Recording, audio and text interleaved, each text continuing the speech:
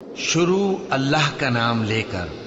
جو بڑا مہربان نہایت رحم والا ہے۔ سورج کی قسم اور اس کی دھوپ کی، اور چاند کی جب وہ اس کے پیچھے چلے، اور دن کی جب وہ اسے روشن کر دے، اور رات کی جب وہ اسے چھپا لے، اور آسمان کی اور اس ذات کی جس نے اسے بنایا، اور زمین کی اور اس ذات کی جس نے اسے پھیلایا، اور نفس انسانی کی اور اس کی جس نے اسے درست کر کے بنایا۔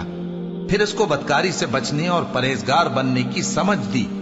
کہ جس نے اپنے نفس کو پاک رکھا وہ مراد کو پہنچا، اور جس نے اسے خاک میں ملایا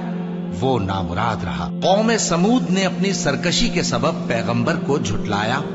جب ان میں سے ایک نہایت بدبخت اٹھا تو اللہ کے پیغمبر صالح نے ان سے کہا کہ اللہ کی اونٹنی اور اس کے پانی پینے کی باری سے خبردار رہو، مگر انہوں نے پیغمبر کو جھٹلایا۔